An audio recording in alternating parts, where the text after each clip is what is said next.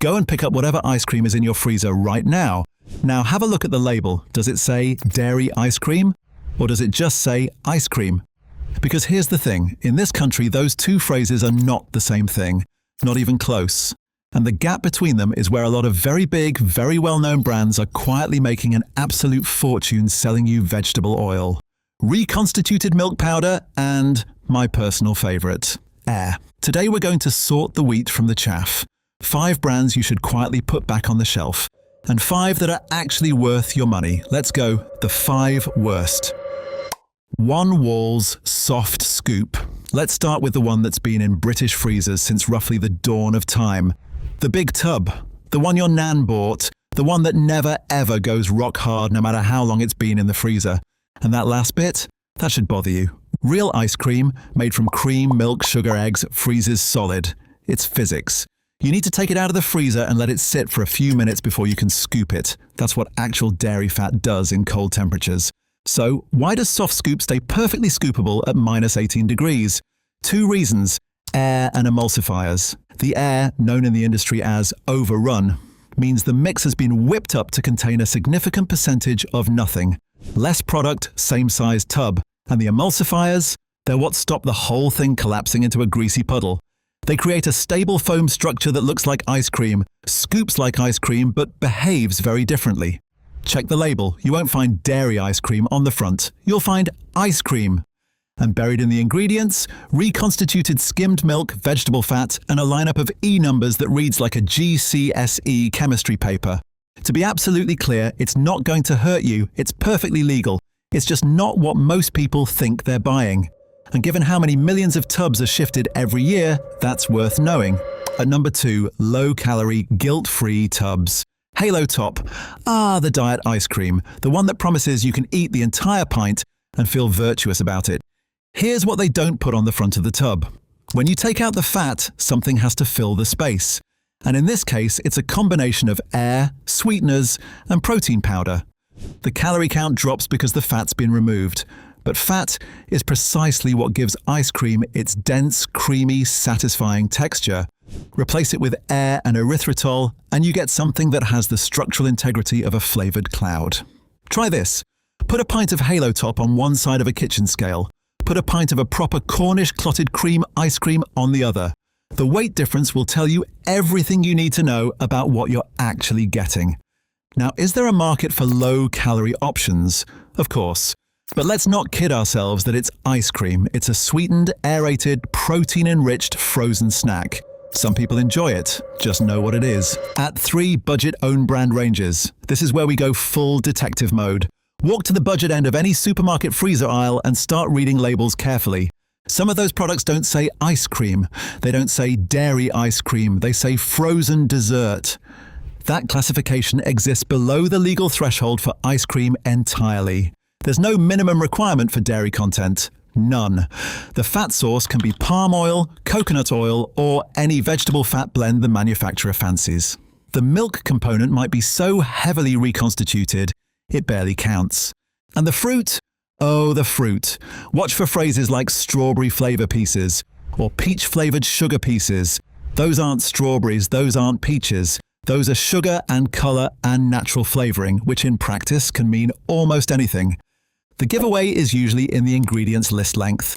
A proper strawberry ice cream has cream, milk, sugar, strawberries, maybe an egg yolk or 2.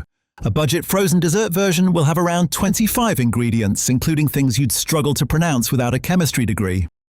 Also worth checking, some American-style brands imported or produced here still list high fructose corn syrup in their ingredients.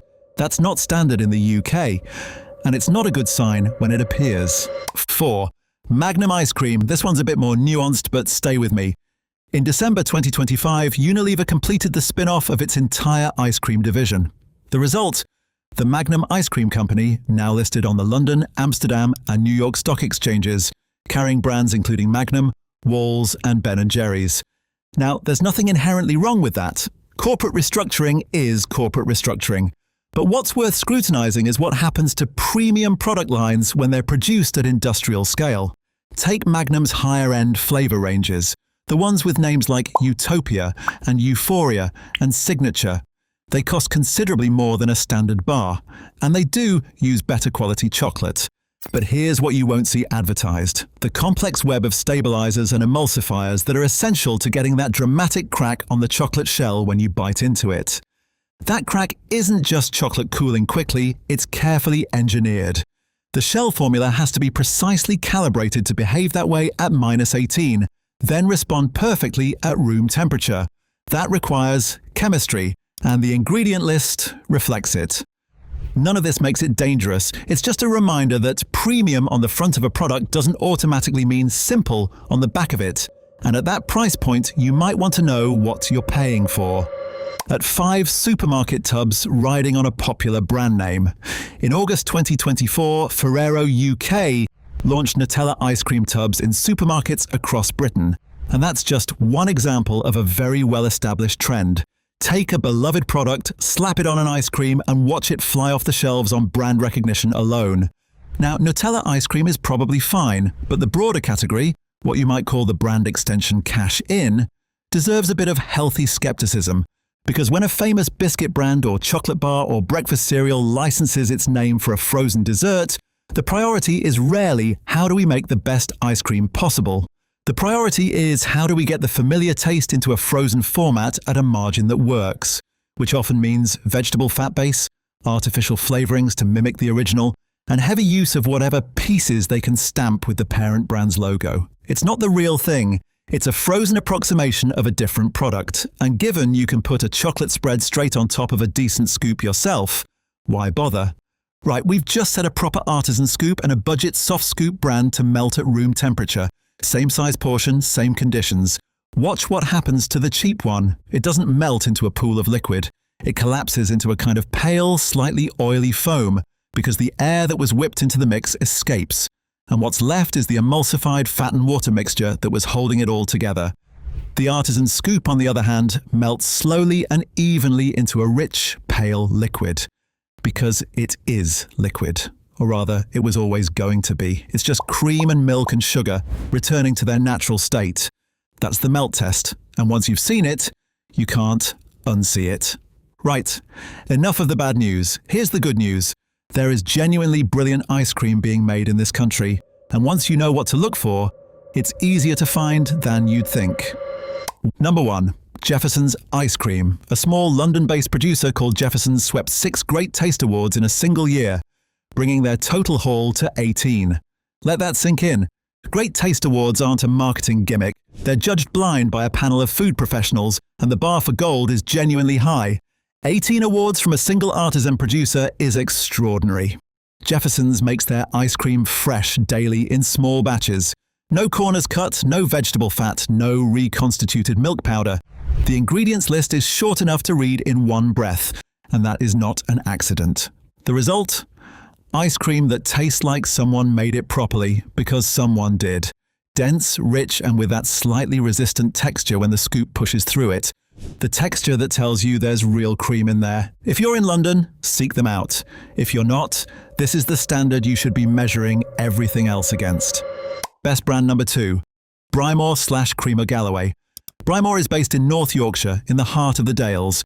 They make their ice cream using milk from their own herd of cows, which means the supply chain between animal and tub is about as short as it gets.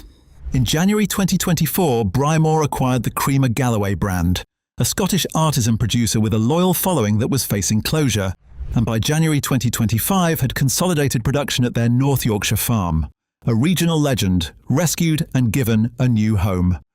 The thing that distinguishes ice cream like this is terroir. And yes, that's a word usually reserved for wine, but it applies here too. Milk from grass-fed cows in a specific region has a specific flavour profile. It's richer, it's more complex, and it comes through in the finished product. You won't find Brymor next to the walls in your local Tesco. You might find it at a farm shop, a specialist deli, or at one of the many Yorkshire shows and markets they supply. Worth making the trip. At 3 M&S Collection/Waitrose #1 ranges, let's be realistic. Most people aren't driving to North Yorkshire for their pudding on a Tuesday evening. So where does that leave the conscientious supermarket shopper? Here's the thing. Both M&S and Waitrose, currently locked in a rather genteel battle for premium market share, each holding 4.5% of the UK ice cream market as of early 2025. Do actually produce ranges that meet the legal standard for dairy ice cream. Their top-tier ranges, M and S collection, Waitrose number 1, use real cream, real milk, and in many cases, genuinely interesting flavor inclusions. They're not cheap, but they're honest. The label says dairy ice cream because they have earned the right to put it there. If you're doing a weekly shop and you want something that's actually what it claims to be, both of these ranges are worth the extra £1 or £2 per tub. Check the label, look for dairy ice cream at the top, and work backwards from there. Number 4. Simply ice cream. This is the category I find most exciting right now. Small British producers who are doing genuinely interesting things with flavour and ingredients without compromising on quality. Simply Ice Cream is a good example. They source locally, they use natural ingredients, and rather than filling their tubs with artificial fruit pieces or synthetic flavourings, they use the actual thing. Their inclusions, the bits mixed through the base, are recognisable as real food.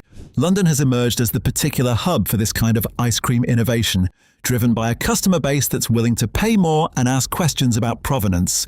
But the movement is spreading. Look for small batch producers at farmers markets, food festivals and specialist grocers. They're there and they're brilliant. The flavours tend to be bolder, the texture's denser, and the experience considerably more satisfying than anything that comes in a 2-litre value tub. At 5. Kelly's of Cornwall. Cornwall, clotted cream. This is exactly what it sounds like, and it is exactly as good as you'd hope.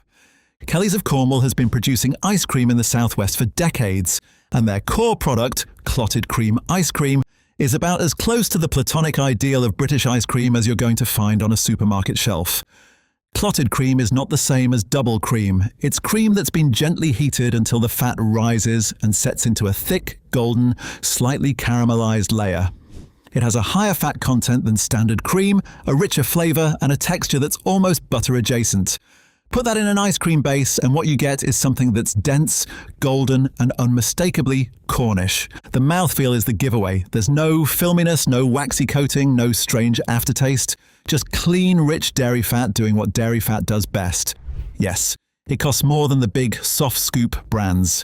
No, you probably won't eat a whole tub in one sitting. That's rather the point. Right, quickfire. Here are the ingredients in a standard budget soft scoop ice cream.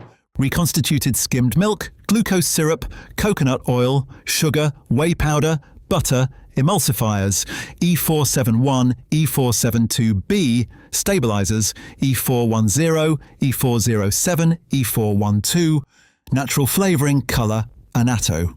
And here are the ingredients in a proper Cornish clotted cream ice cream. Clotted cream, milk, sugar, egg yolk. Same product category, completely different philosophy. The length of an ingredients list isn't always a reliable guide, but some complex flavors genuinely need more components. But when you're looking at a plain vanilla or a simple strawberry and the list runs to 20+ items, ask yourself, what are all those extra things doing in there? Let's bring it home. The UK ice cream market is worth nearly £2 billion. It's growing. And a significant chunk of that money flows to products that are, legally, technically, allowed to be sold, but that most people would be surprised to discover don't meet the basic standard for dairy ice cream. The fix is simple. Read the label. 3 things to check. 1. Does it say dairy ice cream at the top? If not, it doesn't contain purely dairy fat. Make your peace with that or put it back. 2. What's the first ingredient? If it's reconstituted skimmed milk, glucose syrup, or vegetable fat, not cream, not whole milk, you're in processed territory. 3. Weigh it in your hand. Seriously, a tub that feels surprisingly light for its size has been inflated with air. Real ice cream is dense, it has weight to it. Trust your hands. The good news? Britain makes some of the finest dairy ice cream on the planet. From Cornish clotted cream to North Yorkshire farm production to small batch London innovators winning awards by the barrowload, it's out there. It costs a bit more. You eat less of it in one sitting. And every spoonful actually tastes like something. That's a trade I'll take every time. If this has made you look at your freezer slightly differently, good. That was the idea. Check your labels, eat less but eat better. And for the love of everything, stop paying for air.